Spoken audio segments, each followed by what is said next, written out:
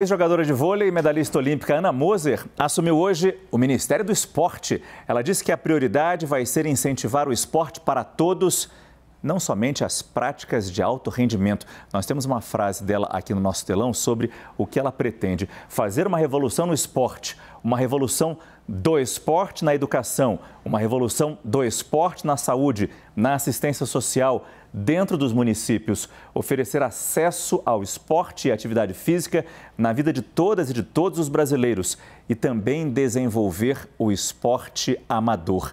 A gente volta a conversar com a nossa analista lá em Brasília, a Larissa Rodrigues, porque tem gente que interpretou, Larissa, essa fala da ministra Ana Moser como o alto rendimento ficando de lado em detrimento da prática amadora, e isso está sendo repercutido e talvez um pouco criticado também, né, Larissa?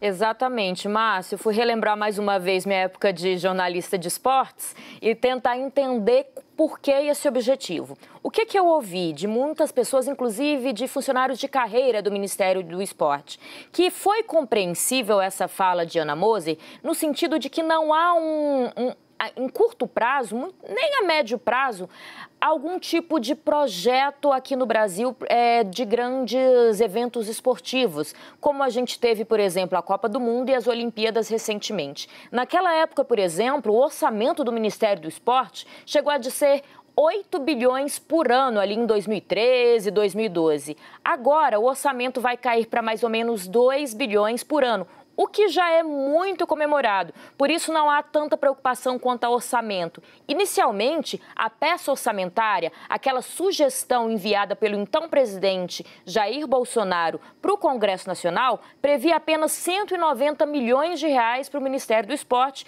Com a aprovação da PEC da transição, eles conseguiram reverter isso, vai para quase 2 bilhões, se a gente também levar em consideração as emendas parlamentares que um pouco, sim, serão investidas no esporte. Então, há um entendimento, primeiro, que é sim possível priorizar o esporte de base, as categorias de base, as escolas e também o esporte amador, e ainda sobrar uma certa verba para o esporte de ponta, para os atletas profissionais. Outra coisa que me passaram, e essa foi até uma fala da própria ministra, de que um conceito de nação esportiva acaba criando a captação de talentos. Então, se espera, ao investir na base hoje, que em poucos anos, a gente lembra que a carreira de um esportista é uma carreira curta comparada à nossa, por exemplo, de jornalista, né? Então, que em poucos anos, se realmente esse fato houver esse investimento, que em poucos anos pode-se colher esses frutos lá no esporte de alto rendimento, nos atletas profissionais. De qualquer maneira, apesar desse medo por parte dos atletas,